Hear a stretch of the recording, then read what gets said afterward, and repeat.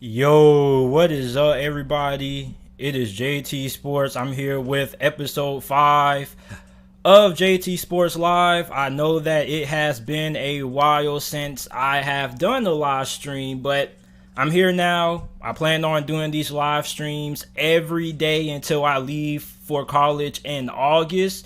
Then, once I get to college, I'm still going to live stream, but it'll probably be like 2 or 3 times during the week.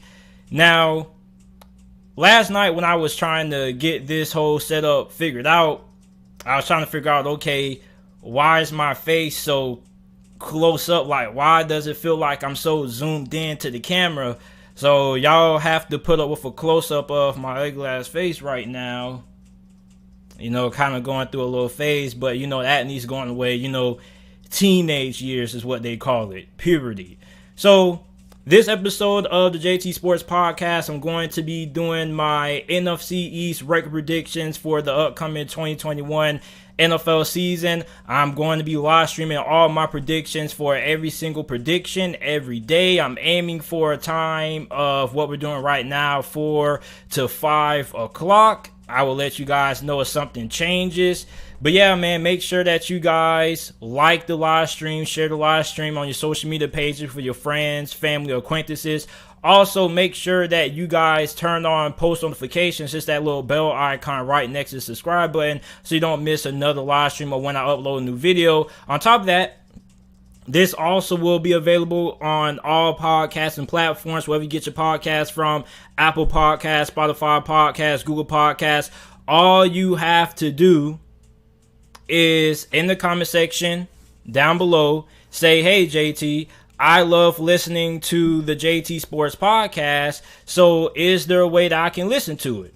And I'm going to respond to you, and I'm going to say, yes, you can. All you have to do is go to the description and make sure that you guys look for the podcast area, and then you guys can go ahead out from there. So I have to make a little correction because the title says NFC East is really NFC North. See there, I can never get these things right, man. Let's see if I can update this on the fly real quick. Let's see. I'm tripping already, man. Crazy. It says NFC East. It really should say NFC North, but I guess we're going to have to say bump it. I'm going to have to go ahead and change it on the fly. So this is my NFC North record predictions. It says NFC East in the title. My apologies for all you guys who are looking forward to my NFC East predictions. That'll probably be here tomorrow. But yeah, we're here with my NFC North record predictions. Let's go ahead and get into it. So the first thing I want to start off with are the Detroit Lions. Now, last year, the Detroit Lions were the worst team in the NFC North. They had a record of 5-11 under former head coach Matt Patricia. And I'm really excited about the Detroit Lions, okay? Like, the Detroit Lions, I think, are moving in the right direction. You bring in new head coach Dan Campbell. I've been hearing a lot of good things about Dan Campbell, how he has kind of, shifted the culture a little bit to a positive tone. Under Matt Patricia, it seemed like he was running some kind of military organization or whatnot, but the players under Matt Patricia just were not having fun playing football. And I understand that football is a sport, is a business, but you also got to have fun while you're doing this as well. And players weren't really having a lot of fun under Matt Patricia. You bring in Dan Campbell, it seems like players are now starting to enjoy playing football way more than what they did under head coach Matt Patricia. But they did go 5-11 last season. I definitely feel like for the Lions that this is a team that I'm higher on than the majority of people out there. A lot of people feel like this probably could be one of the worst teams in the NFL. I don't feel that way. I feel like the Lions should at least win 5 games or more. So let's get into the first thing. I'm doing my best case, worst case, and my overall record prediction. I'm not going game by game because I feel like too many people focus on who is beating who and who's losing to who, and they don't focus on the record. So I'm not posting the game-by-game predictions or whatnot, you can go find somewhere else. I'm going by my overall record prediction, which I really care about the most. I only care about getting the records right, and I'm pretty accurate with these. I'm hitting on like 70%. Now, I want to start off with something unique. I want to talk about my swing game. So I think that every team in the NFL throughout the NFL season has two big games. Now, these aren't marquee games that these two teams have to win and whatnot, but these are games that you're going to look back at the end of the season. You're going to say, man, like if we would have won this game, our season probably would have went differently. Or if we would have lost this game, then we probably wouldn't have made the playoffs or whatnot. So swing games are games that I feel like are defining games per se. And you look at the Detroit Lions, I feel like their two swing games are week 6 against the Cincinnati Bengals and week 11 on the road against the Cleveland Browns. Now, the reason why I think that week 6 matchup against Cincinnati is a swing game is because I feel like the Bengals could give Detroit some problems, okay? And on top of that, Detroit is going to be entering that week 6 matchup against Cincinnati. In my opinion, they're either going to be 1-4 or they could be 0-5, because you got to remember, the Lions probably have the toughest 4-game stretch to open the season than any other team in the NFL, in my opinion. Okay, week 1, you're starting out against the 49ers. Week 2, you have to go on the road and play the Green Bay Packers. Then you come back home, play Baltimore. Then you got to play the Bears and the Vikings. So their first 4 games are really tough.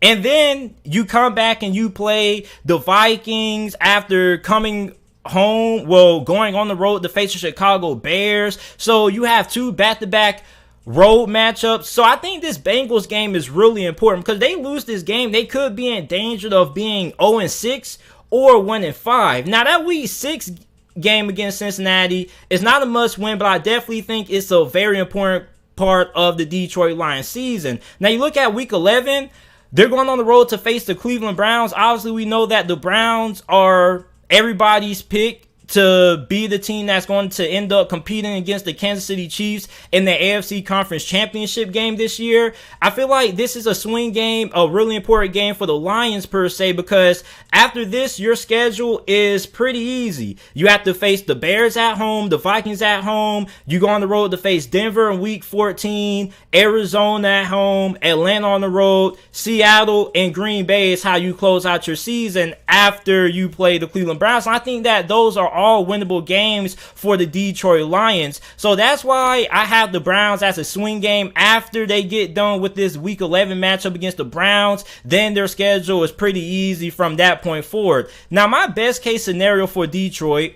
is 10-7.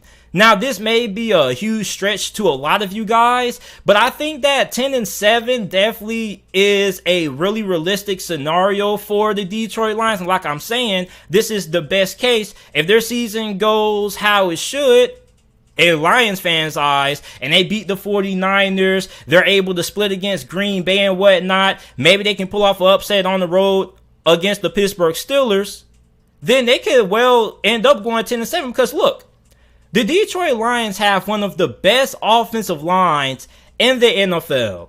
And there's not a lot of scenarios that happens very often where a team that has a top 5, top 10 offensive line ends up being one of the worst teams in the NFL and doesn't end up being really competitive. So I think with how good Detroit is on the offensive line side of the football, I think that they're definitely going to be able to compete with some of the best teams in the league. Then on the defense side of the football, okay, yeah, you do have concerns at linebacker. Your secondary, especially the back end of the secondary when it comes to your safety position, looks really shaky, but your defensive line is really solid. You should be able to get pressure on the quarterback. I feel like Detroit has an above average defensive line that should at least be like top 15 or higher. So I think best case scenario for the Detroit Lions this year definitely is 10-7. I can see them going 10-7, not only winning 10 games, but also there's an outside chance that they have of making it into the playoffs if everything goes correctly.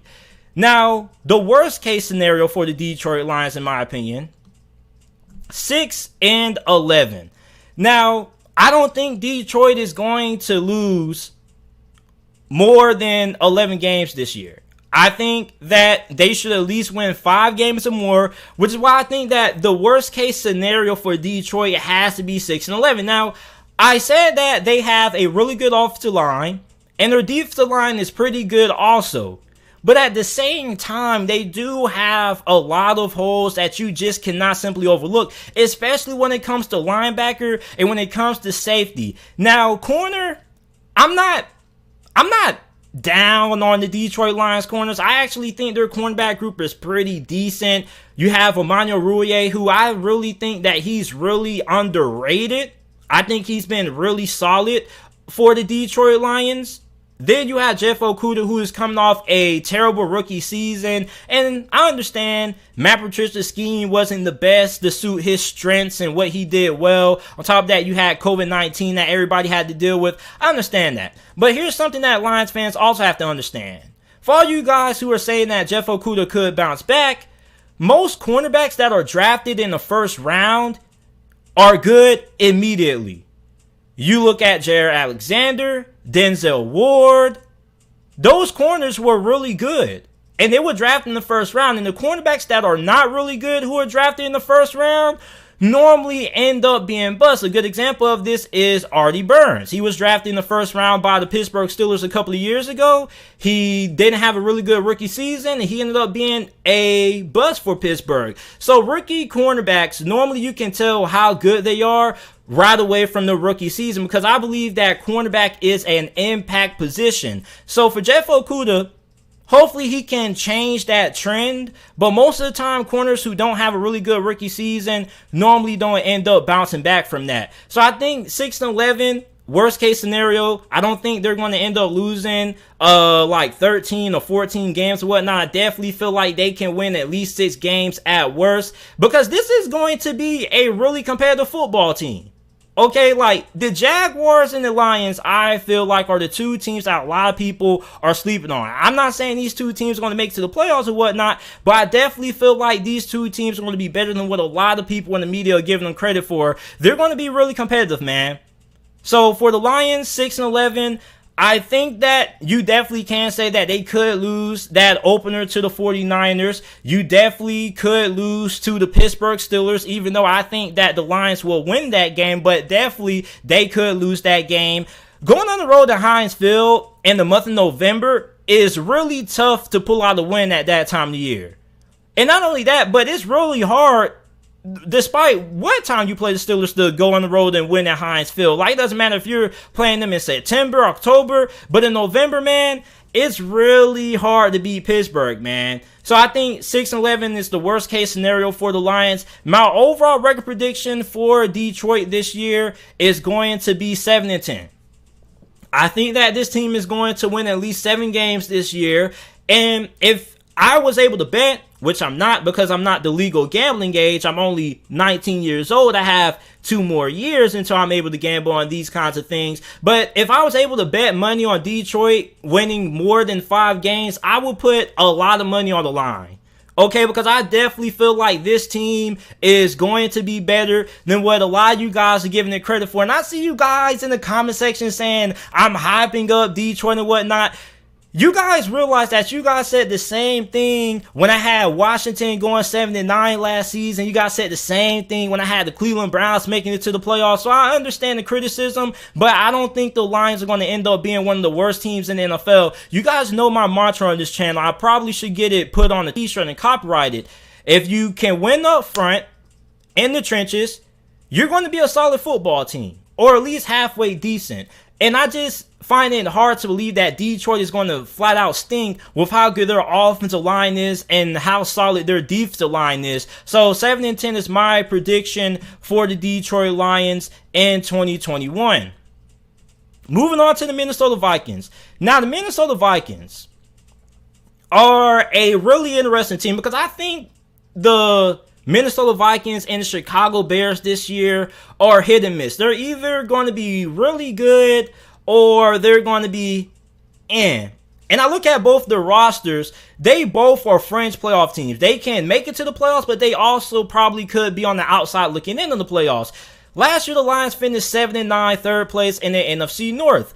That defense under Mike Zimmer was probably the worst defense I've ever seen Mike Zimmer ever put on the field during his time as head coach for the Minnesota Vikings. Now, you have to take into context that they had a really young secondary, but guys like Cameron Dantzler really turned the corner near the second half of the season. On top of that, you have signed Patrick Peterson in free agency, who I think still has a little bit left in the tank. And on top of that, not only do I feel like Patrick Peterson can contribute and also improve the overall secondary for Minnesota, but I think he's going to be a good mentor for some of the younger guys, some of the younger corners on this roster like Cameron Dantzler or whatnot. So you finished 7-9 last year. What is the best case scenario for Minnesota this year? Well, I think that is going to be... Is it going to pull up? Graphics guy? I think that the best case scenario for Minnesota this year is going to be 10-7. Now, I say 10-7. I know I had Detroit going 10-7, but I feel like all these teams in this division are pretty hit and miss.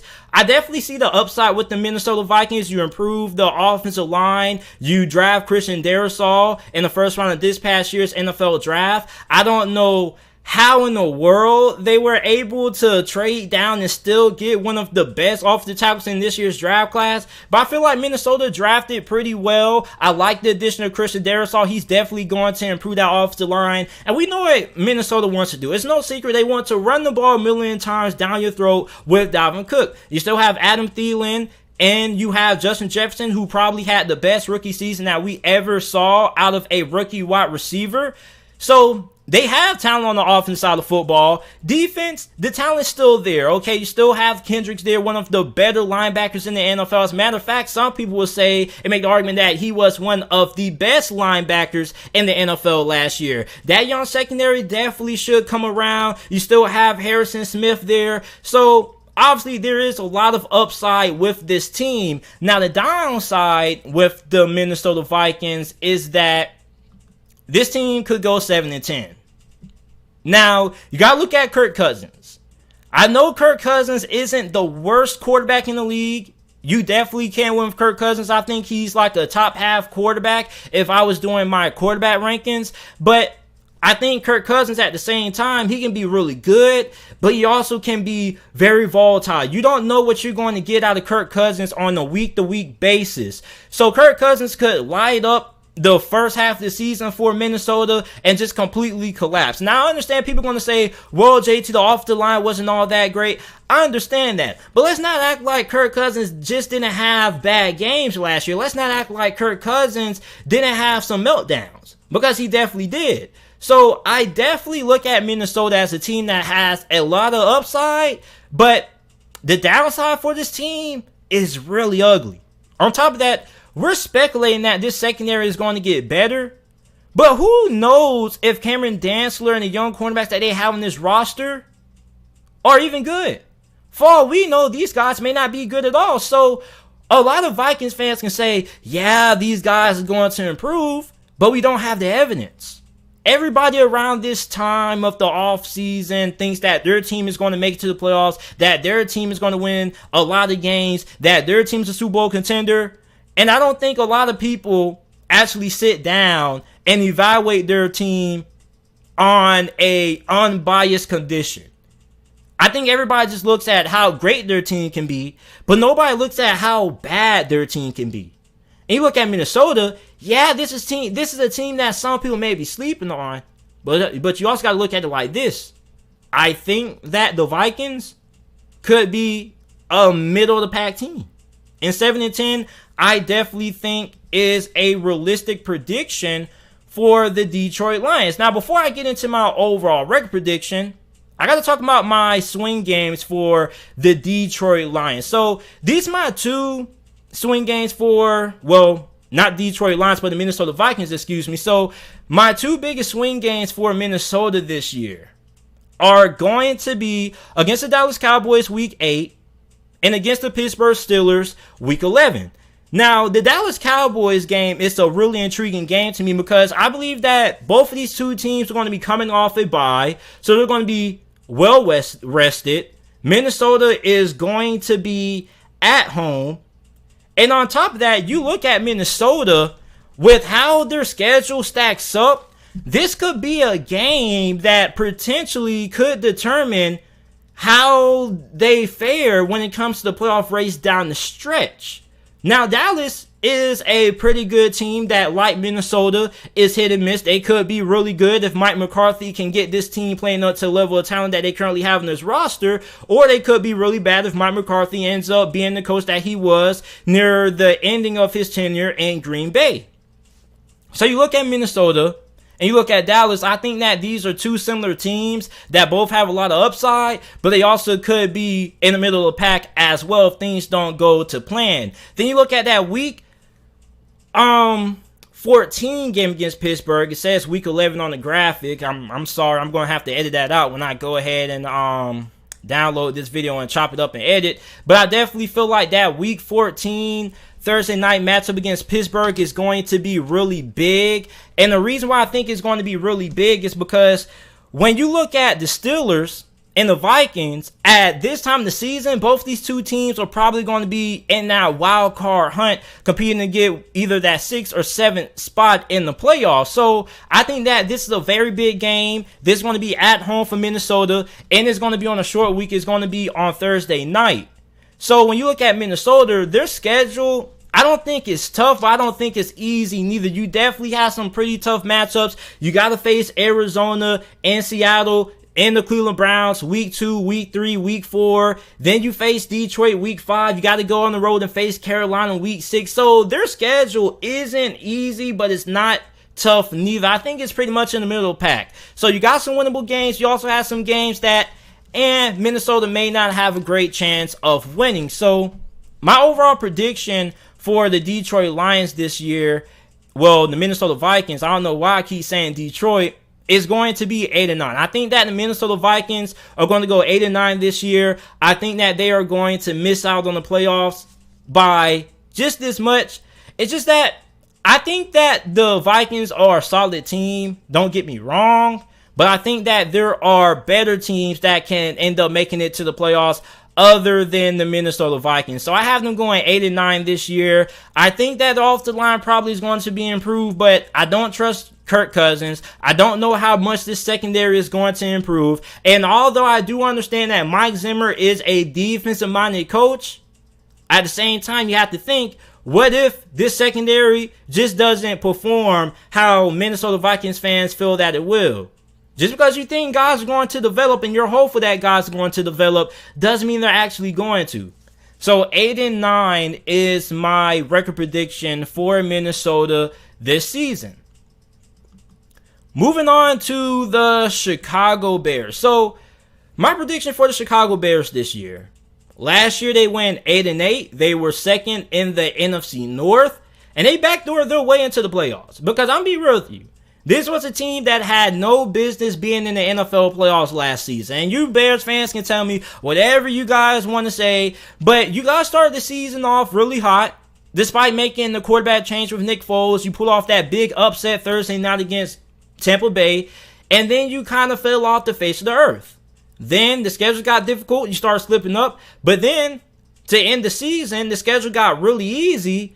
And you guys ended up backdooring your way into the playoffs. And then you ended up getting smacked by the New Orleans Saints. So, you look at Chicago. I think that this team does have a chance of making it to the playoffs. I think the best case scenario for the Chicago Bears this season is going to be 10-7. I think 10-7. I know I had Detroit going 10-7. The Vikings going 10-7 for their best case scenarios. But I think that for Chicago, their best case scenario is also 10-7. I definitely still believe in this defense. Although they are losing a good amount of pieces. You got rid of Kyle Fuller, which is a loss. But you have this great young corner that a lot of people don't know about named Jalen Johnson. Jalen Johnson was a second round pick in the 2020 NFL Draft. He had the best rookie season for a corner last year, or either the second best rookie season for a cornerback coming out of that 2020 class, depending on who you ask, because also Trayvon Diggs for the Dallas Cowboys also had a really good rookie season. So you got Jalen Johnson. I think he's going to be able to step in pretty well in replace of Kyle Fuller. I think he's definitely going to be a superstar. Then you bring in Desmond Trufant. I don't think Desmond Trufant is bad. I think he's more of a scheme-dependent player. But I think he can be pretty solid as their second corner. It's not like they're asking him to be their number one option.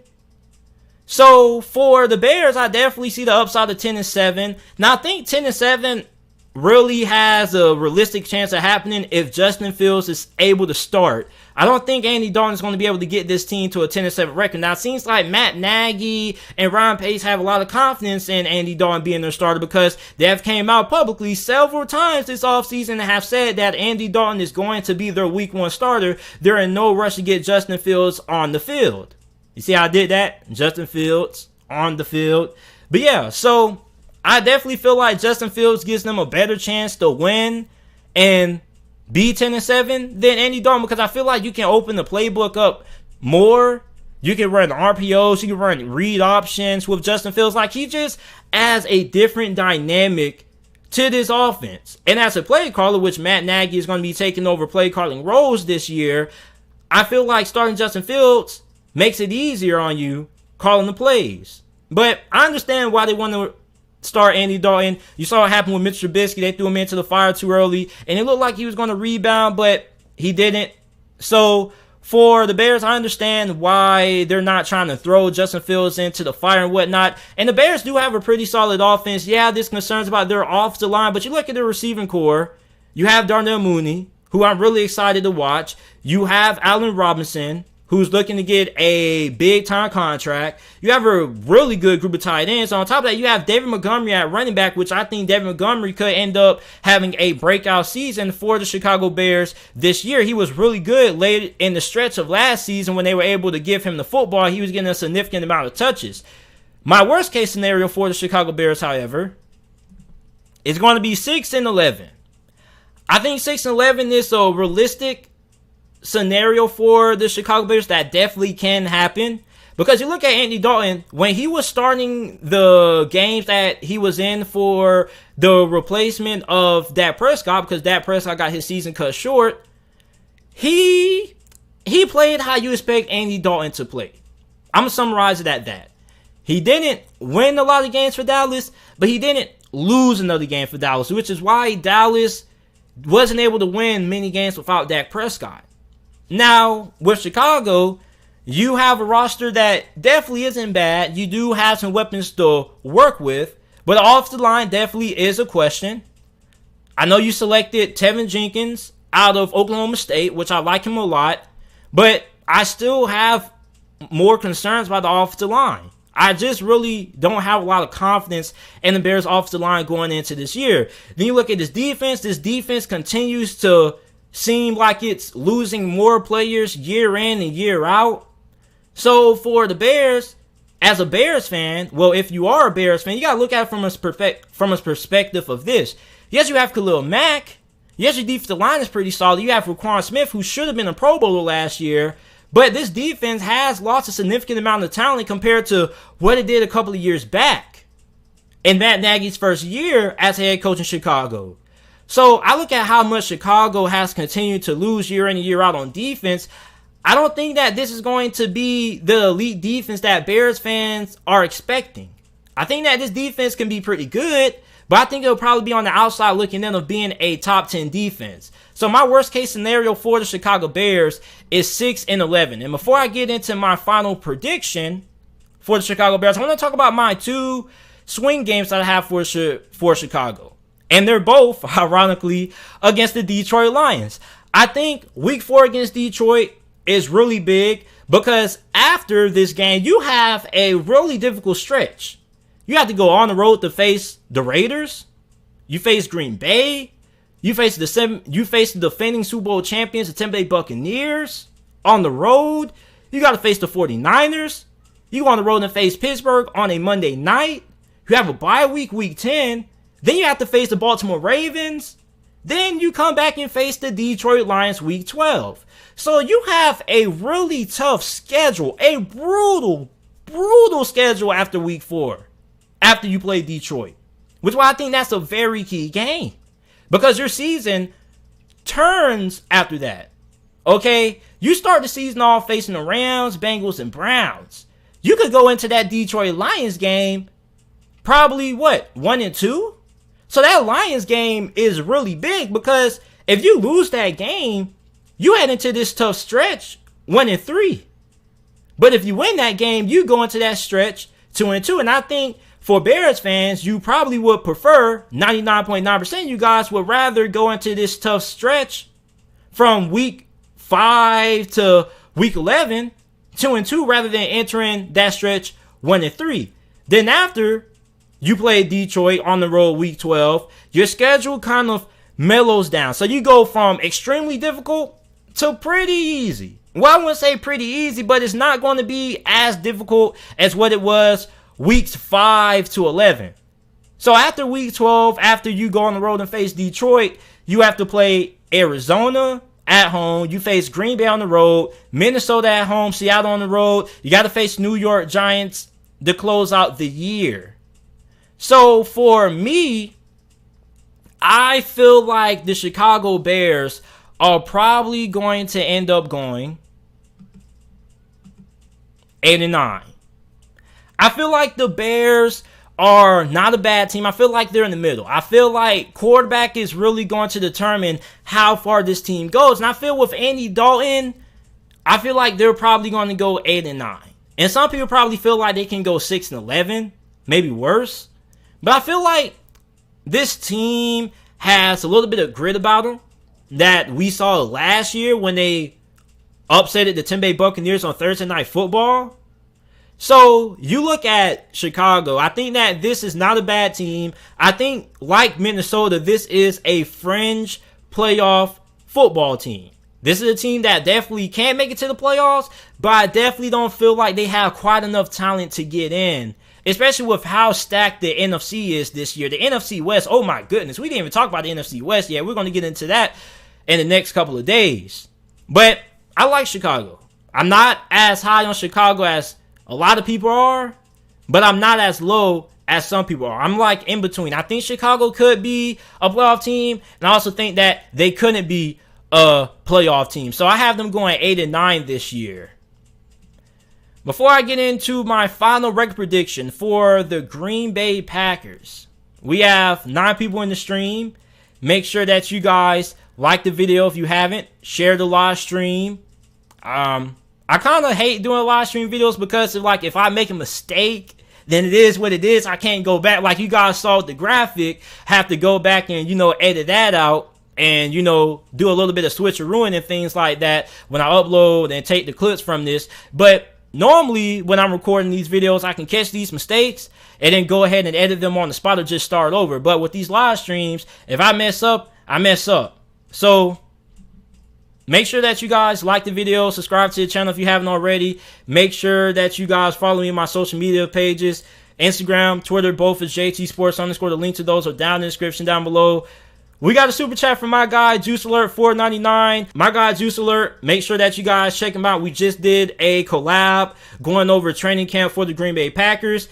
He says, if Aaron Rodgers wins a second Super Bowl, is he a better all-time quarterback than Peyton Manning? Green Bay will go 11-6 in 2021 and will be in the Super Bowl conversation. I'm going to have to say that I would take Aaron Rodgers over Peyton Manning simply for the fact that I think that Aaron Rodgers is a better playoff performer than Peyton Manning. And this is a really unpopular opinion that I have, but I feel like Eli Manning is a better quarterback in the playoffs than what Peyton Manning is.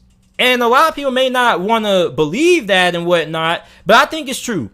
I feel like Eli Manning has done a lot better in the playoffs than what Peyton Manning has done. Now, you can say, well, maybe Peyton Manning has faced better teams and whatnot, because you did have to go up against New England and some really good Pittsburgh Steelers teams. But I just feel like Peyton Manning has been a very great regular season quarterback. But his success in the postseason isn't as good as his success in the regular season. So, we have the stream messing up right now. Let me see what's going on. That's crazy, man. The stream starts messing up when I get to the last portion. So here we go. Things are starting to come back on. So make sure that you guys go ahead and check out the JT Sports Podcast if you haven't already. And now it's time for my final record prediction, the Green Bay Packers. So the Green Bay Packers last season were number one in the NFC North. They won the division once again. They went 13-3. And they once again lost in the AFC Conference Championship game. So you look at Green Bay, this still is the best team in this division. I know a lot of Bears fans, Vikings fans, Lions fans are going to say, oh, JT, you're just like the rest of the national media meat riding the Detroit Lions. I'm not. Well, against the Detroit Lions and the Minnesota Vikings and the Bears, but I'm not meat riding the Green Bay Packers. Like, I'm just being logical. Like, there's no way you can tell me that the Vikings, the Bears, or the Lions are a better team than the Green Bay Packers. And if you are, then you're just being downright biased. So you look at the Green Bay Packers this season, still the best team in this division. Nobody's going to deny that. But you did lose center Corey Linsley, which I definitely feel like is a huge, huge loss. But their offensive line is still pretty solid. You have Elton Jenkins there. Like, you have some guys there on your offensive line. So offensive line still should be pretty good. You look at the best case scenario that I have for the Green Bay Packers this season, I think it's going to be 13-4. I definitely feel like Green Bay can once again be one of the best teams in the NFC.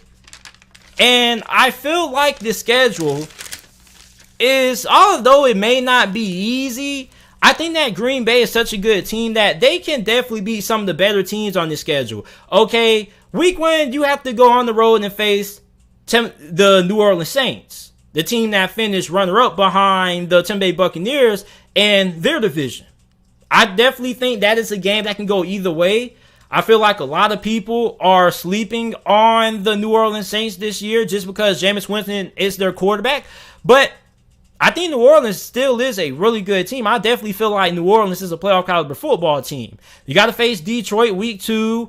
You got to face the 49ers week 3. So I definitely feel like although there are some pretty tough teams on the schedule, I feel like Green Bay should be able to pull out some pretty big wins. So I think 13-4 is the best case scenario that I have for Green Bay. I don't want to see nobody in the comment section saying, oh, JT, you're jerking off the Green Bay Packers. Like, let's just be honest, guys.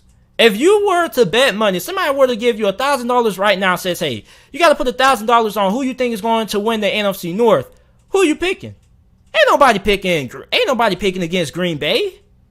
Like, Chicago, Minnesota, and Detroit don't have nowhere near the talent that Green Bay has. And also, I think a lot of people need to give Matt LaFleur their roses.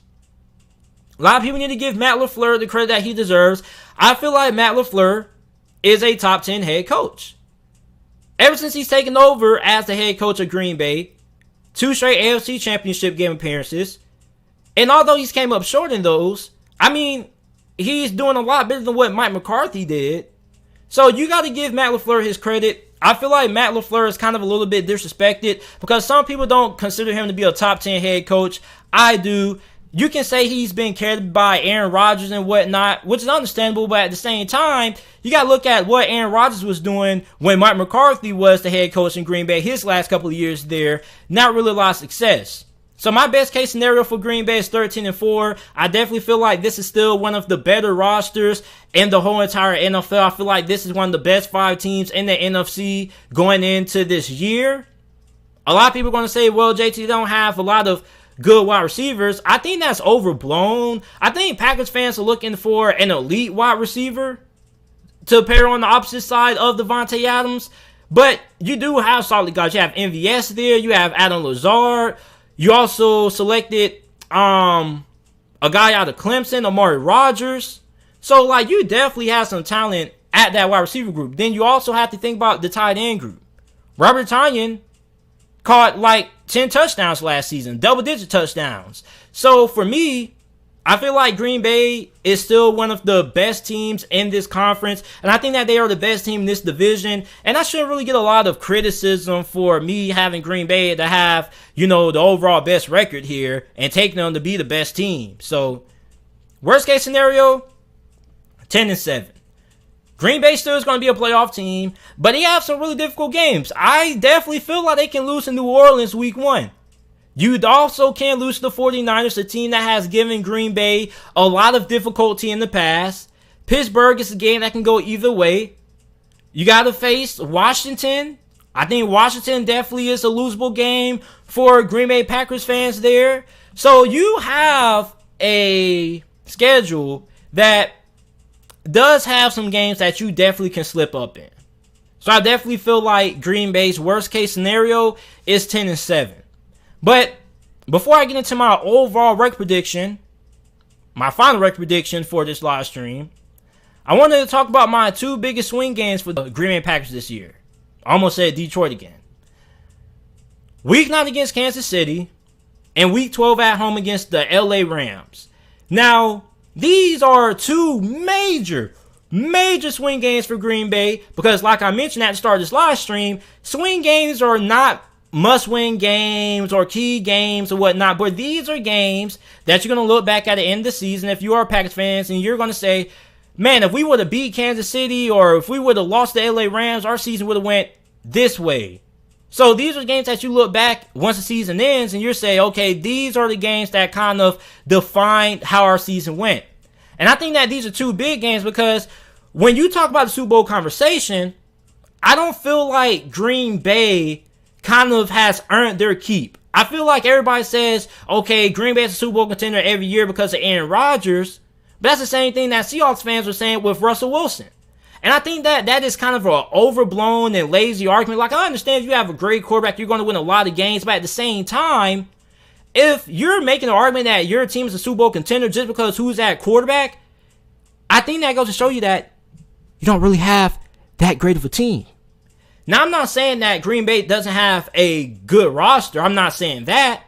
But what I am saying is that I feel like Green Bay kind of has to prove to me that they deserve to be mentioned in the breath of teams like the Buccaneers and the LA Rams this season and the Kansas City Chiefs and the Cleveland Browns and whatnot and Buffalo and whatnot. And this is your chance to prove it. The Chiefs are expected to once again win the AFC and make it to the Super Bowl for a third straight year in a row. You got to go on the road and play them. Then on top of that, you got to face the Los Angeles Rams, which is a team that I feel is going to end up competing against the Tampa Bay Buccaneers in the NFC Championship game. So the Green Bay Packers are able to at least win one of these games. I would definitely give them the respect they deserve and consider them a top 4 Super Bowl contender. But as of right now, I don't think Green Bay is in that top tier of Super Bowl contenders right now. I definitely feel like they're in the outside looking in of that discussion. Not saying they're not a Super Bowl contender, but I normally have Super Bowl contenders in tiers. You have your tier 1 teams, which are your cream of the top. Then you have your tier 2 teams who are not as good as the tier 1 teams, but they're also in that Super Bowl discussion as well. And I think that Green Bay is definitely in that tier 2 when it comes to Super Bowl contenders. And I feel like for all you Green Bay Packers fans who are going to disagree with that, the Packers have a chance to prove me wrong. You get to play Kansas City and the LA Rams, two teams who a lot of people feel can end up making it to the conference championship game of their respective conferences, and end up making it to the Super Bowl this year. So that Rams game is definitely going to be a game that I'm going to be watching, especially that Kansas City Chiefs game. Everybody's going to be hyping it up. Aaron Rodgers versus Patrick Mahomes. You guys know how the media does it. So my overall record prediction for the Green Bay Packers this year is going to be 11-6. I feel like Green Bay is once again going to make it to the playoffs, but I don't think they're going to do it in a dominant fashion as they have over the last couple of years. I definitely feel like they can lose to New Orleans week 1, and I know I'm not doing game-by-game predictions, but I am going to go out and say that I think that New Orleans upsets Green Bay. Okay, I think they can split with the Detroit Lions. And then I think that there are a couple of other losable games that can go either way. Pittsburgh, San Francisco, not saying they're going to lose those games. I'm just saying that those games that can go either way. You have the Washington football team, which is a team that you definitely cannot sleep on. They could pull off the upset. So I think that 11-6 is going to be my prediction for Green Bay. I still think that this is one of the better teams in all of football. I definitely feel like this team, once again, is going to be in the mix. But I feel like this is a team that isn't going to be as good this year as they have in the past. Another reason for that is because they play a lot of teams who are really physical up front. One thing that I've noticed about Green Bay is that when it comes to facing teams that their identities are being really physical, they end up losing those games. You look at that Tampa Bay Buccaneers loss in the regular season. You look at how they were upsetted by the Indianapolis Colts. Even though that game was lost in overtime, Green Bay struggles against teams that are really physical and have their identities being built of being physical teams. You look at Washington, I definitely feel like that's a game Green Bay could lose. So I think Green Bay's still going to be solid.